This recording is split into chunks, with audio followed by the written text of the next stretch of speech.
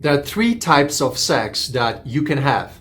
In this video, we're gonna explore each of them, and I'm gonna share with you that most gay men only have two of these types of sex. And if you want to have healthy sex, you actually want to have only one of those types of sex. So let's go deeper and explore the types of sex that you should be having and the types of sex you should not be having. The starting point about sexuality is to understand the fact that your pleasure sensations can be easily corrupted, and what feels as pleasurable to you can actually be abusive to you, can actually goes against your own values. I want to start with this because a lot of people think that whatever they feel is organic, should never be evaluated, should never be scrutinized or checked. We have been exposed to pornography, we have been exposed to violence in the movies. Many of us have been abandoned. There has been abusive energy or negative energy imposed over us. And that energy caused shifts in our sexual choices and behaviors and preferences. This is something that is very common right now. Most gay men are attracted to the bad boy, the total top with a big dick. And there's a reason for that. We're not going to explore that particular fantasy right now, but I just want to open the door for your understanding of sex, that your sexual senses, your arousal, your erection, what you find beautiful and pleasurable sexually, can be completely corrupted, such that what you want naturally goes against your values or what's good for you. So here, this is the shadow sex. The shadow sex is the kind of sex that is used to resolve a hurt from long time ago, or series of hurts. Could have been 20 or 30 examples of micro trauma, micro hurt. For example, you go on blind dates and you get rejected. The first time, you just brush it off. Second time, you start to ask, is it you or is it them? Third time, you realize, oh my gosh, now it must be me. And then the fifth time, the sixth time, you realize that, wow, there is something wrong here. And you internalize that it must be you. And out of that comes anger often. And out of that anger comes acting out. And this shadow sex often is a quick way to tell whether someone has unresolved issues from the past. And often when someone is interested in sadomasochistic tendencies, humiliation or abuse, or a lot of volatility with sex or kinkiness or unusual desires, there is origin of all of that. You can actually learn about how it all came together. A lot of that has to do with abuse and basically dark forces in our lives that eventually project themselves into sex to be resolved. So sex becomes an attempt to resolve something that actually should be resolved somewhere else, should be resolved through exercises, meditation, self-reflection, conversation with a coach, therapist, psychologist, anybody that can help you. So shadow sex is what most gay men are having. Now, obviously, everybody wants to get off and have the release. So a lot of us, and myself included, I've had a lot of sex this way to get off. And then I realized that, oh my gosh, actually, I no longer want to have that kind of sex. So I used to have this. I never really had any shadow sex issues, but I had, I would want to just get off. And I would, use people for sex, like they would use me for sex to get off. But then I matured and I realized that no, I actually want to experience closeness. And this is a different kind of sex. You have to understand that if you want closeness, there are very rigid rules. See, shadow sex and to get off, no rules. You can still kind of get away with whatever happens. See, when you get off with other people, they don't really care about you. So if it doesn't work properly, even if something goes wrong, everybody goes home and people forget about it. There's no attachment, there's no emotion, and shadow sex is often similar. There's nothing there. But a lot of gay men assume that through shadow sex, they're creating connections. In reality, they're creating trauma bonding.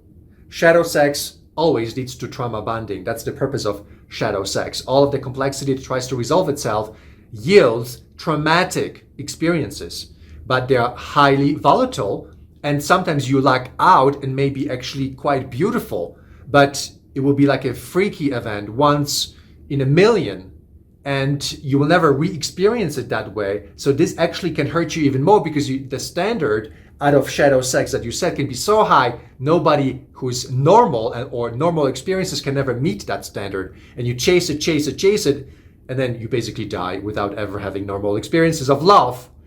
And but that's a different story for a different video.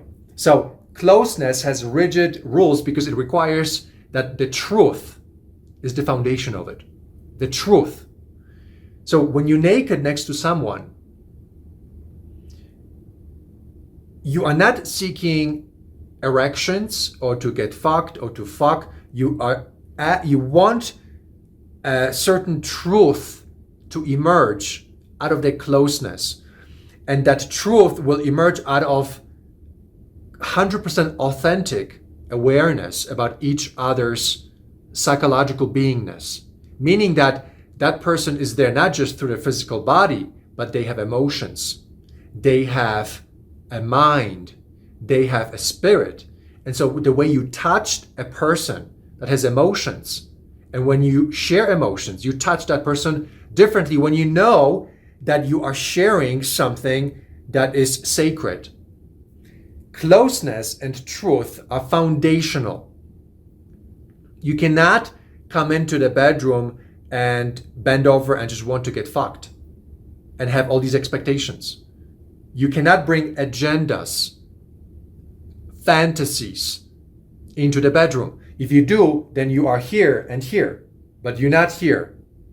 You're not experiencing closeness because you're violating the boundaries and the symmetries of the mind-body-spirit connection. So when you are having sex with somebody, if you want closeness, you don't want to say, oh, fuck yeah, fuck me. If you say that, you are either here or you are here. You're playing a game because you are just behaving trashy.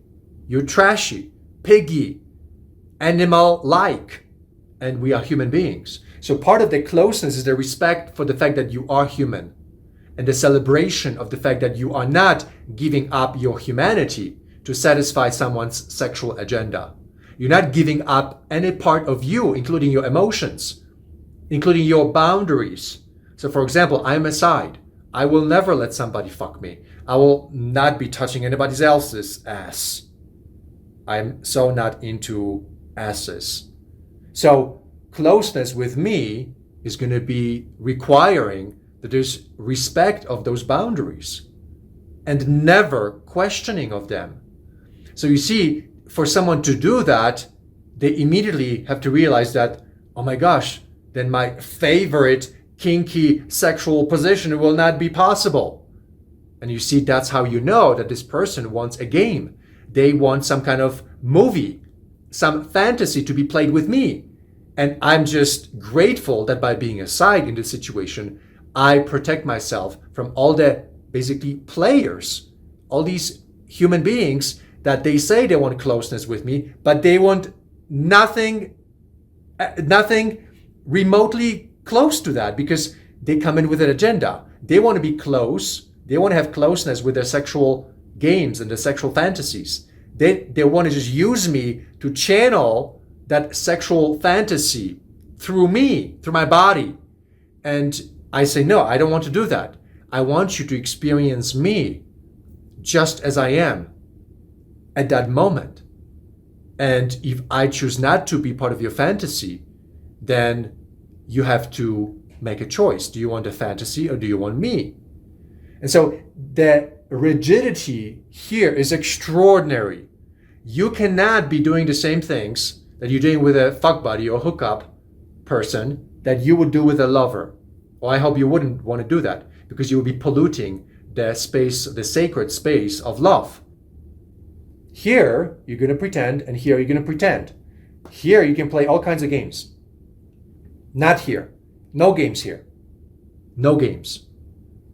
It's like a good exercise would be to tell a bottom guy to get naked with another bottom guy. And the discomfort that they experience from being naked next to each other, knowing that nobody's fucking anybody, and feeling the discomfort, the shame, the uncomfortable feelings, that goes to show you how far we are from feeling authentic closeness to one another. People men are taken by arousal in such a way that they can't think, they can't be present anymore. Sex is no longer sex. Sex is a game. So a lot of the things that you learn about tantric sex, how to experience sexuality through other areas of the body than genitalia, a lot of that is part of sexual development. But you see, there is genitalization that has taken over everybody because the stages of sexual development have been intercepted. Gay men still have not resolved their relationship with their own genitalia, with the genitalia of other men. And all of the things that we are discussing here today are contributing to the fact that gay men are single forever. They're not really having closeness because there is no truth. They want agendas and fantasies, and that's not truth. The truth is the actual experience without the fantasy, without the agenda. And mostly you just get off and you have shadow sex. So most gay men will be single forever because you can't have relationships on the basis of a game, on the basis of a lie, basically. Okay, my friends, signing off. I'll talk to you in the next podcast. There's so much to come. I just recorded this video just last minute. I had some moments here. I'm working on a lot of things, guys, and I'm going to be publishing lots of videos, insane amount of videos. I have so much material. I hope it gets out soon. So please stand by, and I'm super excited. And those of you who want a social transformation, don't forget that we have a social program. Visit biggayfamily.com and check it out. Okay, my friends, signing off. I will chat with you soon. Bye.